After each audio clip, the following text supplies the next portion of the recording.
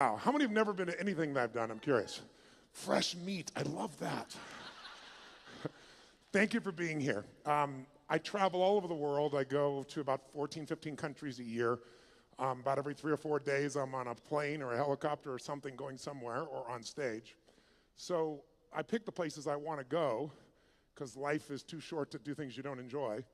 And I'm here not because you guys just invited me. I'm here because this is where I want to come. I actually lived in the Gold Coast for a period of time. I love Australia. And I think many of you, when you're around something all the time, you take it a little bit for granted. And as an outsider coming in, one of the beautiful things about your culture that you probably maybe lost track of, I'm sure you intellectualize it, but you know how your children, if they start growing and they want you to measure them, and like 2 days later they want you to measure them again, I think I've grown. Who's got some kids knows what I'm talking about here, right? When you're a kid, everything's new. You can watch the same Disney film 52 times and it's really cool. Parents are like, oh my God, do I have to see this a second time? There's a law that destroys the quality of most people's life. It's called the law of familiarity. If you get around anything enough, you tend to take it just a little bit for granted. And one of the things I want to do here, I want to deliver for you times 10 of what you expect. I know you expect a lot. But one thing that I hope that you'll leave here out of this day with is a focus not only on how to achieve more, that's quite frankly pretty easy, but how to truly enjoy more, which most of you think is easy. And most of you are not enjoying to the maximum level. And I'm here to tell you, if you don't enjoy this moment today, if you can't find ecstasy here, you're going to be in deep trouble someplace else. There's 7 billion people on the planet. They all wish they lived in frickin' Australia, right? You guys just don't realize what it's really like. I mean, it's the most livable city in the world. You guys are sports fanatics. You got an energy that's completely different than anywhere else. Is it true? You guys are more oriented towards betting than any place on earth. Every Australian I know wants to bet me about something. I don't know what the deal is. I bet you. I saw a statistic the other day that you have 20% of the poker machines in the world, even though you're 0.3% of the world population. What is this about? But what you have that's most beautiful to me, and the reason I'm glad to be here, and I thank you for inviting me, is mateship. You have a culture that many of you don't really realize how great it is because you're like a fish in water. And this idea that we're all mates at some level that you guys take a little bit for granted is something I don't. And I think it's just incredibly beautiful. And I hope today, by the time we're done, you're not just inspired and you don't just have some great strategies to be more effective and to achieve what you want.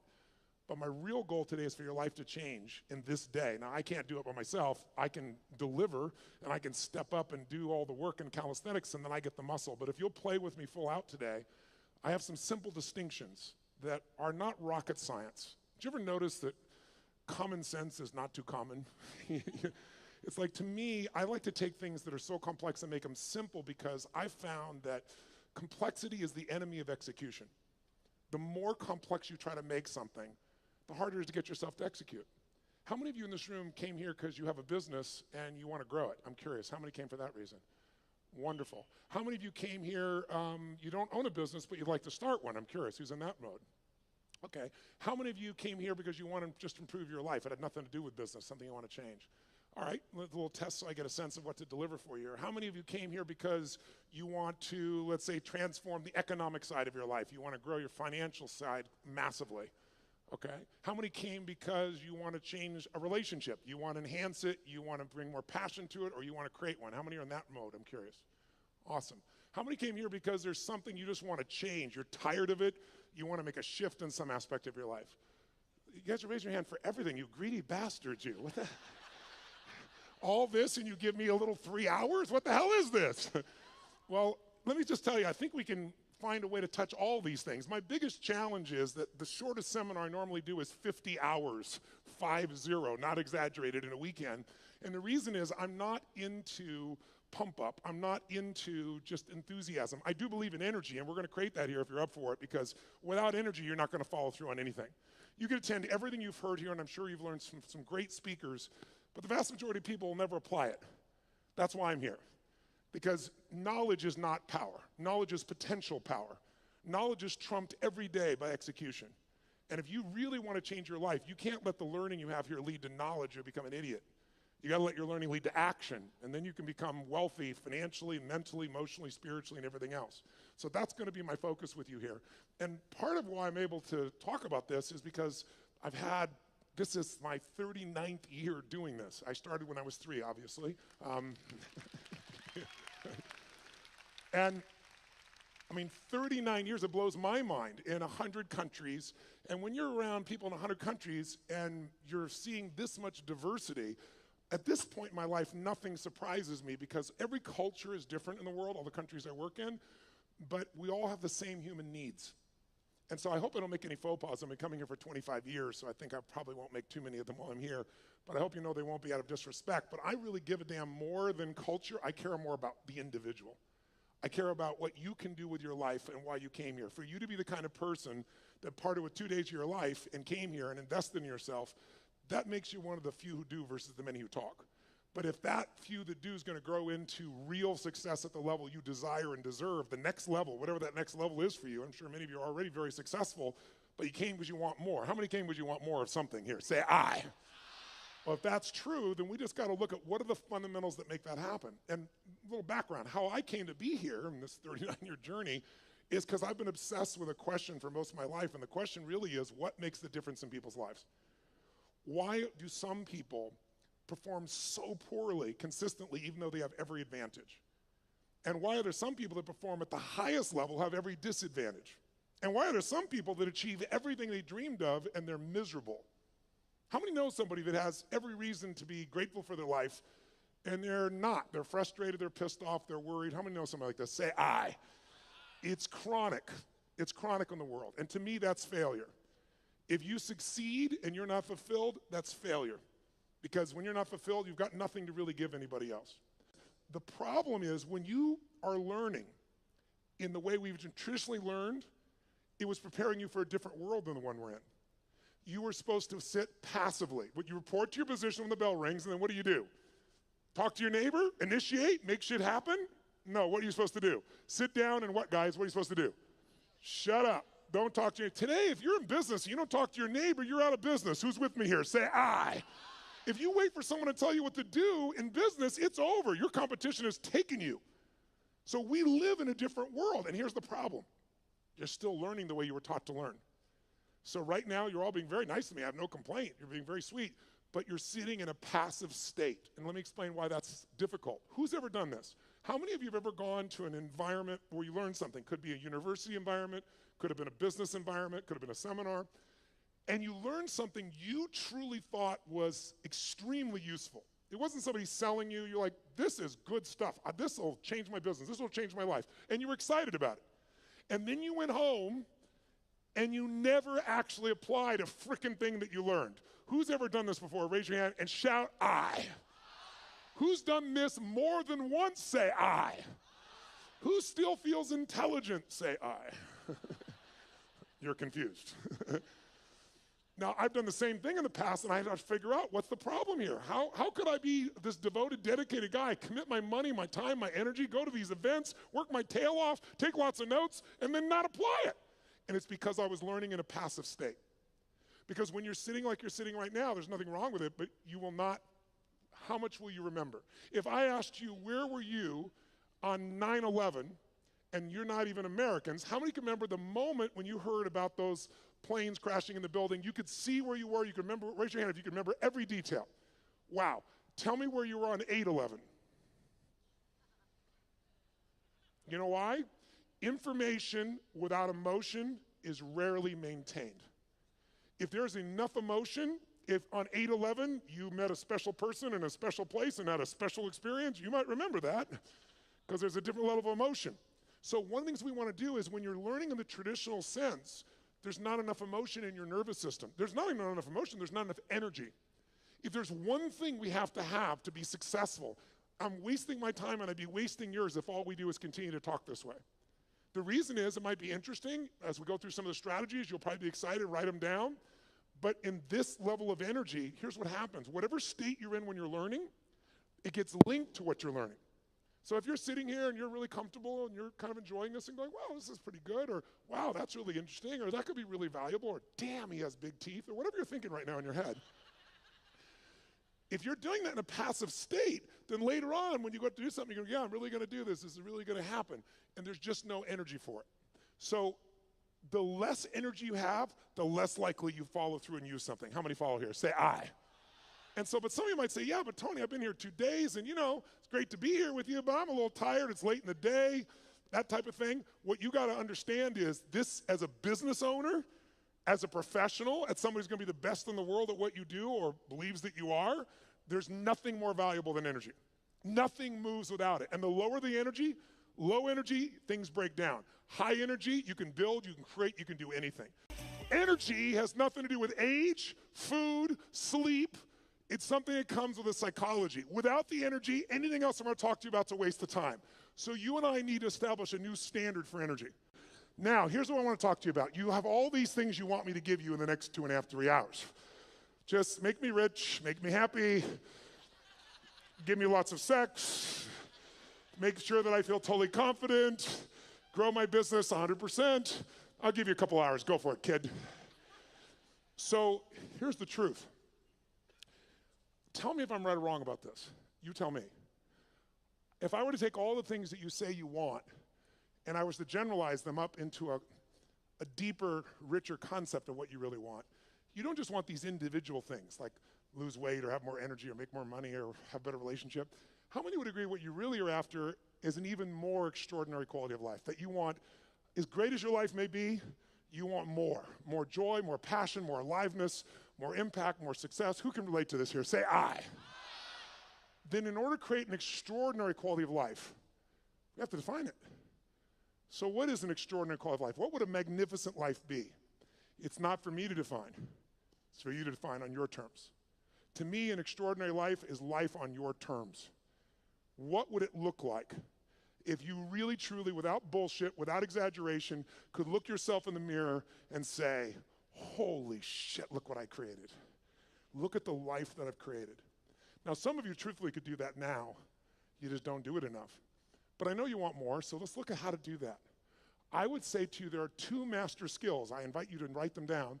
2 fundamental skills that you have to master to have an extraordinary life that lasts. It's like getting rich. Anybody can get rich. Staying rich is a different thing, right? And I don't just mean financially rich. I mean emotionally, spiritually, physically, relationship rich, all the riches that are available to us. What are the 2 skills? The first skill is the science of achievement. The science of achievement. And notice I said science. The reason is because achievement is a science. And anyone can learn it. It doesn't matter your age. It doesn't matter your background. It doesn't matter anything. The only thing that limits you is limiting beliefs.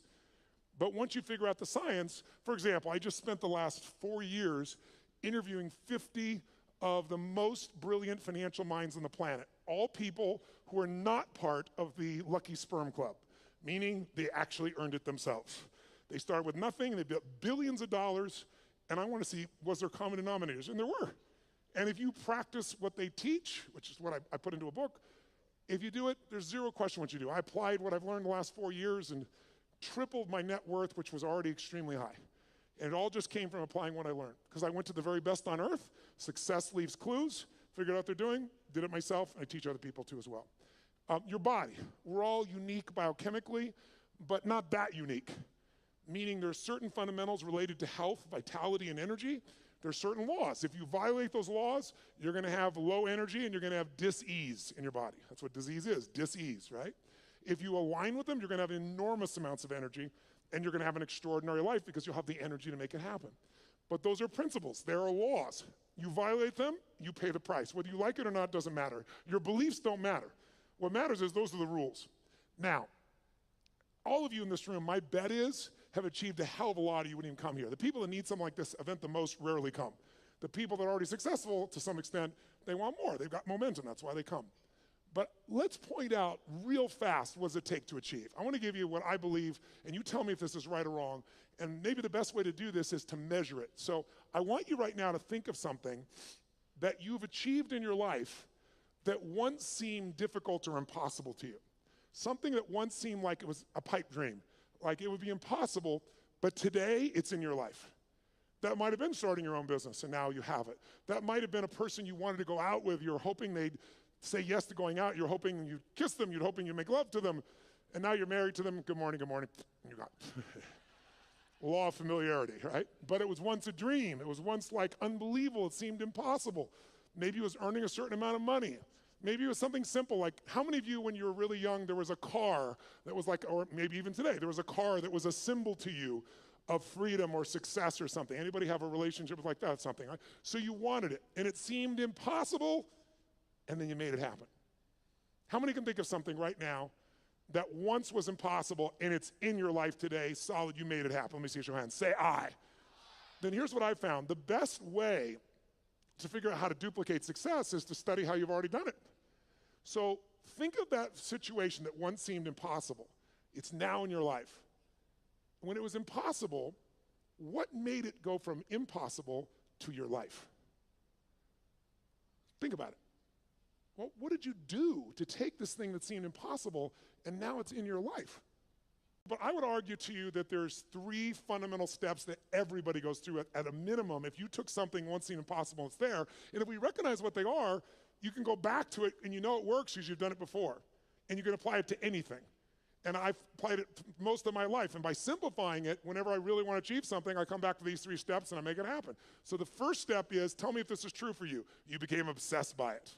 This thing you wanted, you didn't just want it, your hunger for it got stronger. Your desire for it got stronger. She's smiling, yes. Was it him? Good, I like that. Lucky man, right? But you had this hunger, you had this desire, but it's a hunger and a desire that wouldn't go away. People always ask me, one of the most common questions I'll get asked by people in the media is, Tony, is there a common trait? Because, I coach all these multi-billionaires now at this point in my life. So I've got guys that have now become, I've coached them, but they're now my friends. So people, like, to give you an idea, Mark Benioff, who started Salesforce.com from 0, and they're going to do this year $8 billion, and he did it right out of one of my seminars. Came up and told me, you convinced me, I'm leaving my company, I'm going to start this business, I'm going to apply the principles you taught. He said, it's called Salesforce.com, I'm leaving Oracle, we're going to do $100 million. He thought that was big. Now they're doing $8 billion. But I'm coaching these people. Or to give you an idea, Sir Richard Branson. Richard's a good friend of mine, 400 companies he has. He's just, and you say, what do these people have in common? A Steve Forbes, what do they all have in common? What they have in common is hunger. A hunger that doesn't go away. Most people are hungry because things are uncomfortable, they don't like how it is, and they go to try to fix it, or they lose weight to get in the bikini for a month or whatever it is, but the hunger doesn't last. The people that are most successful on the face of the earth, I think intelligence is one of the most valuable things a human being can have and develop. But how many of you know somebody who's incredibly smart and can't fight their way out of a paper bag, right? So intelligence is not enough. What's going to make you maximize your ability is hunger. A hunger that doesn't go away. So in the area where you achieved, your hunger was sustained. You got hungry, you got desirous, but you didn't let it go. How many can relate to this when you think about this item, this situation? You were hungry, you were driven, and you wouldn't let it go. How many can relate to this? Say, I. And because you had that hunger, what did it do? It gave you the drive to do something, which is the second step. Once that hunger is strong enough, it'll pour you into action. So step 2 is you got to take massive what? Massive, write down, massive action is the cure-all. We all know it, but we forget it. People say, I don't know what to do. Here's what you do. Try anything. I don't know where to start. Throw up a rock, wherever it lands, start there. The next person goes by, go, I need to talk to you. You're the first person after the rock. Whatever it takes, you can get them going. But what people do is they think they have to know the answer. What they really got to do is get into action. But it's step 2 has 2 parts. Take massive action and effectively execute. Because if your goal was, let's say, to see a sunset, that's your whole goal, and your plan is you start taking action by running east looking for that sunset, I don't give a shit how positive you are. I don't care how much you believe. I don't care how enthusiastic you are. You are absolutely not going to get the result because you have the wrong strategy, right? So you have to effectively execute. But if you take massive action and what you're trying doesn't work, what should you do? If you have this big goal and you're on fire for it and you're going to make it happen, and then you try something that doesn't work, what should you do?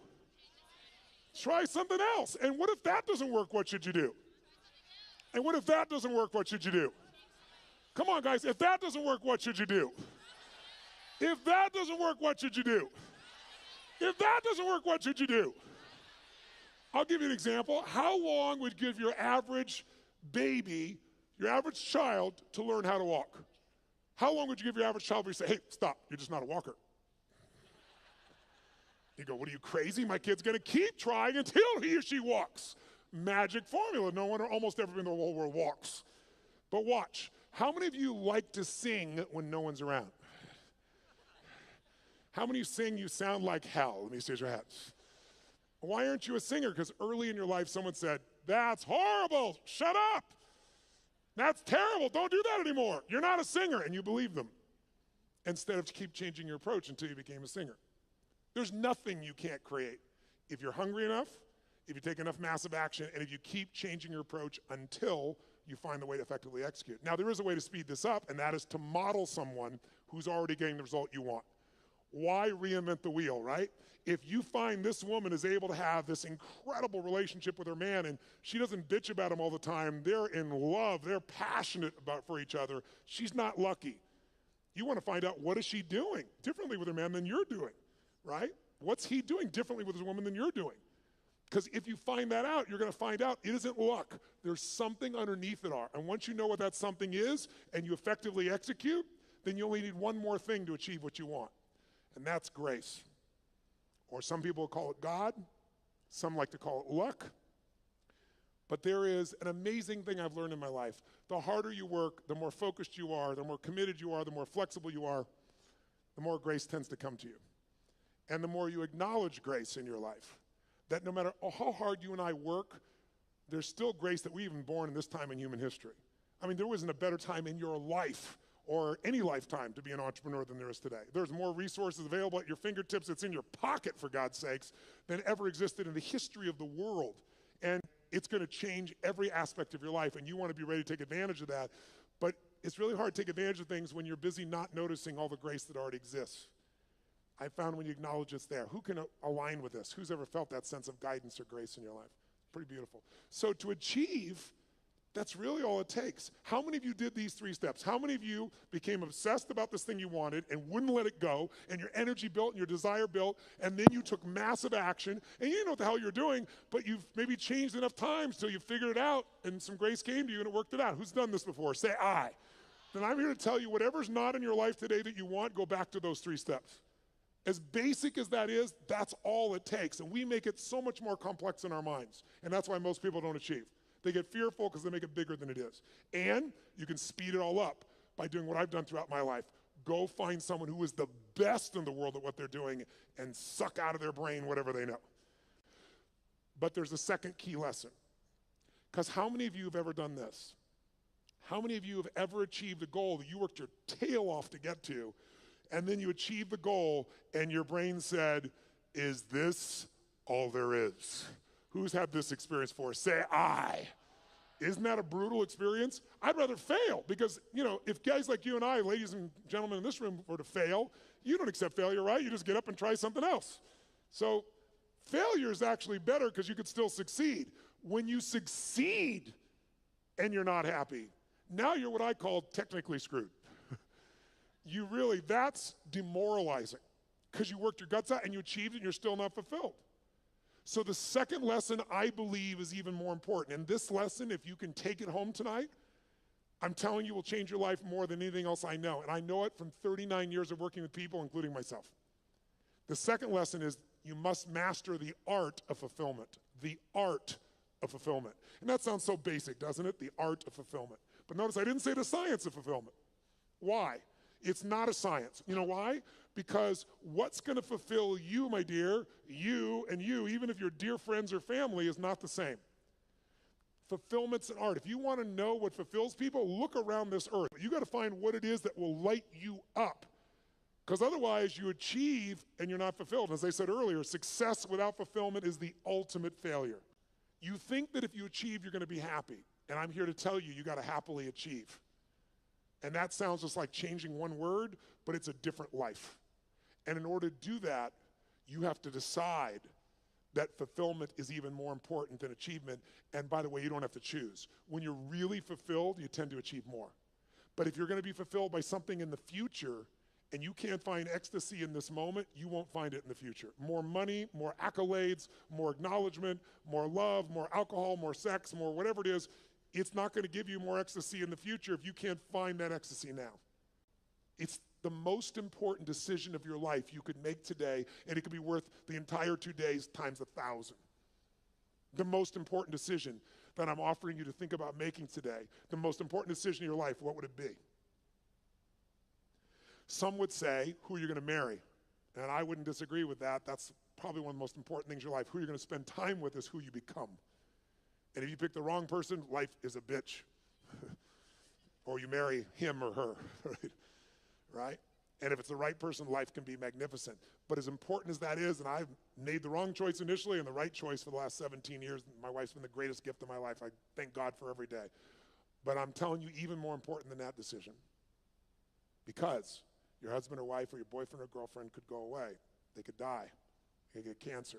They could leave you. They could divorce you. You're not in control. We all have the illusion of control. We have influence, not control. Not when it comes to other human beings. The only thing we can control is what we think about, what we focus on, what we feel, and what we experience. The most important decision of your life is deciding you will be happy no matter what. Because unless you do that, you won't be. And I can tell you achievement is common. Happiness that is sustained is not. If you want to be an achiever, here should be your new goal. To achieve the highest level of daily happiness that any human has ever experienced. Because if you do that, you'll be the ultimate achiever. You'll dwarf everyone else, and you'll achieve as well. So I'd like, in the short time I got left, to do two things with you. I'd like to give you some tools, more tools, for changing your states. You live in a beautiful state. How many like to do that? Say aye. Now, I know many of you, about 35 or 40% of you, came here primarily with the idea of business and business opportunities. So why am I talking about these items? How many of you, your business is like an extension of your identity? Let me see a show of hands. Or it's like your child. How many can relate to that, right? And how many of you have some children that need some correction? And so I do literally a 5-day total immersion on business. So I'm not holding back, but in 3 hours, I'd be sprinkling it. But I'd like to plant just a couple of seeds with you. And there's a unique opportunity that I'll tell you a little more at the end that the Australian government has created, that if you're an Australian citizen, who's an Australian citizen here? Awesome. You can go through my business mastery program and my Unleash the Power Within. One affects your psychology, one does every aspect of business. My promise out of the business mastery program is simple. If you don't have $1 million of value out of day one, you can leave on that point. You can even take your notebook with you. Nobody leaves. I've been doing this. I help people grow their business 30 to 130% like clockwork. And I'm talking about businesses like a company called HomeX, the largest home builder in Mexico. They directly relate to us. $750 million of increase in the last 24 months. Or a chiropractor's got 2 members of his staff, an army of 2, and he's doubled his business in the last 9 months, right? That's what I do. My greatest skill, and how do I do that?